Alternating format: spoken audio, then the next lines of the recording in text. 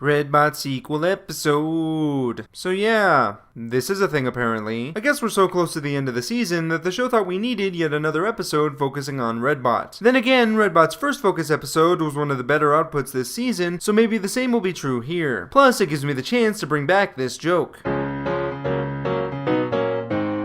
I like to dip and daddle with my robot friend. He's smart as can be and emotion free, and he's computed his way to my heart. My robot friend, my robot friend, my robot friend, my robot friend.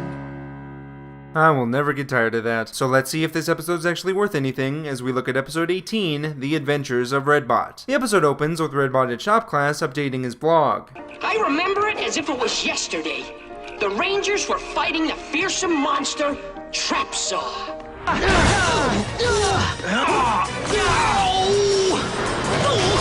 Let's finish this chainsaw chump! Ninja Blast! Oh no! We all forgot our ninja blasters! And I lost my Rockstorm guitar. We'll be destroyed! Never fear! Redbot's here! And I've got just the weapon. Let me take care of this. Shit. Blaster arms, fire up!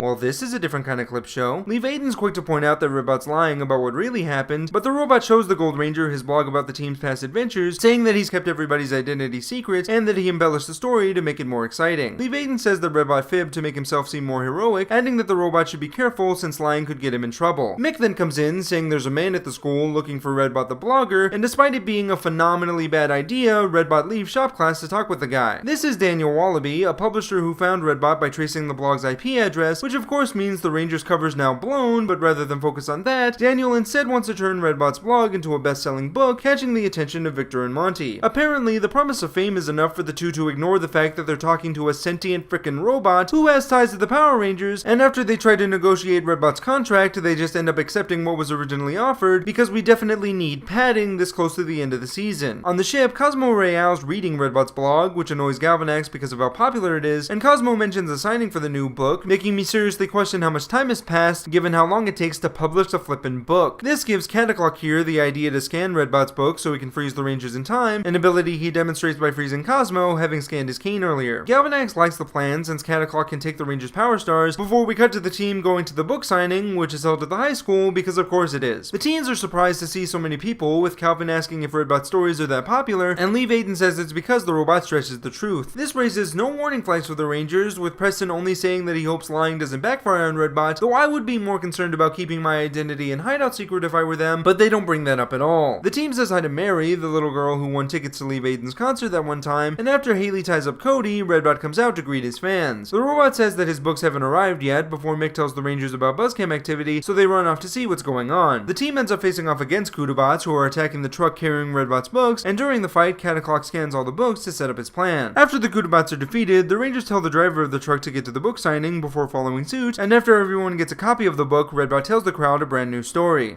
It was the day of Levi Weston's big concert, and the monsters were determined to ruin it. I know this one. It was a big earthquake. That's right! Young Mary was lost and scared. Dad? The roof started to collapse. Blaster arm, fire up! Oh, come on, Red Buddy. You're playing a little fast and loose with the facts. I'll tell you what really happened.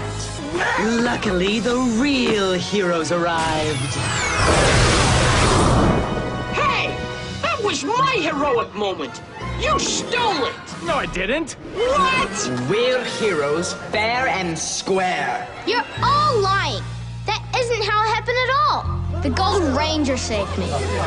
You're all a bunch of phonies. this. Oh no, if only you hadn't lied about an event in front of someone who was actually there. Seriously, what made him think there wasn't going to be a problem here? This makes everyone question whether or not Redbot's stories are actually true, but before things can get out of hand, Cataclock shows up to freeze everybody in place. Redbot's unaffected by the beam, though he doesn't do much to stop Cataclock outside of panic, but luckily Cody's there to scare the cat off. Redbot then takes his books from the Rangers and Mick to unfreeze them, but before the team heads off to deal with Cataclock, Redbot says that Mary could be in danger since she also had a book. Leave Aiden joins Redbot to find Mary while the Rangers meet up with Cataclock, and after morphing into action, the team takes on the monster and some Kudabots. Redbot and the Gold Rangers soon find Mary on a railway just as the train's about to pass, so the robot flies off to rescue Mary, knocking the book from her hands in the process. Mary thanks Redbot for saving her life, saying the robot really is a hero, before we cut back to the Rangers finishing off the Kudabots. Brody then engages Cataclock, who lets it slip that the watch on his chest is the source of his power, so the Rangers pin him down to destroy the clock before killing the cat altogether. Cosmo causes the cat to grow though, so the Rangers call in their Zords, and after forming the Rumble Tusk Ninja Steel Megazord, Leave Aiden rejoins the team to finish the monster off. After the fight, Cosmo is seen writing his own blog about how he took over the Warrior Dome, which enrages Galvanax so much that he gets rid of the blog by destroying his computer, because as we all know, the best way to get rid of something on the internet is by breaking your computer. The Rangers meanwhile head back to the signing, where they see that Mick unfroze everybody, but before Daniel can get everyone's books back, Redbot shows up to apologize. However, after saying that the Power Rangers are the real heroes, Mary appears to tell everyone about a news story that details Redbot saving her, which is enough for everyone to forgive Redbot, even asking for his autograph. Seeing that everything worked out for their robot friend, the Rangers ask about Victor and Monty, and the episode ends with Mick revealing that he kept the two frozen so they could be more useful, while the team shares a hearty laugh. Haha, they're completely helpless and unable to learn from their mistakes, but man, do they look funny holding all that stuff. This episode is terrible. While I didn't think that it could get much worse for this season, here we have an episode where every single character acts like a complete moron. I can't believe that this show had an episode where Haley struggled with the idea of a robot feeling emotions, only to do a complete 180 here with everyone treating Redbot like he's a real person. Seriously, people are way too casual about this. It's not like this is the previous continuity where robots were known to help out the Rangers. This is a walking, talking robot that everyone assumes was built by a high school shop teacher, yet no one asks how Mick or Redbot know so much about the Rangers. Though I guess it's good that no one questions anything, since the Rangers themselves seem more concerned about Redbot lying to people rather than the robot bringing unwanted attention to the place where their hideout's located. Are they not the least bit worried that Galvanax could track the blog's IP address to the base like Daniel Wallaby did? Granted, the Rangers are lucky that the villains don't think to do that, but it's kinda weird that the issue never comes up. Furthermore, what is it about these stories that makes Redbot so popular? I get that he's the main character and all, but there's not a single section of the fan base that even asks about the Rangers. The show finally had an opportunity to portray us as fans on the show, but they don't take it because the message feels stronger if everyone loves Redbot right before he reveals he lied. And it's that moral lesson that ultimately holds the episode back from being good. Rather than have the story dictate the type of moral the episode wants to teach, here everything seems to be written to make the moral fit, even at the sake of logic. The only good thing I can say about this episode is that Cataclock's plan's pretty clever, but because everyone's an idiot in this episode, even that goodwill's ruined by having the monster tell the Rangers how to beat him. Overall, this is the worst episode of the season so far. What could have been a run-of-the-mill Power Rangers episode instead turns into an absurd cartoon that's more interested in teaching a moral than telling a coherent story. This is what happens when a bad Victor and Monty subplot is used as the basis for an entire episode, and because it barely qualifies as a Power Rangers episode, I can't recommend it. I just hope this season doesn't get any worse. I'm Nick, aka IronBat1993,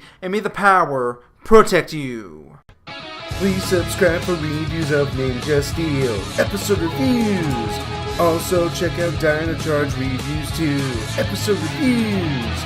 Also there's Ninjago, which has reviews too. Go! Please subscribe.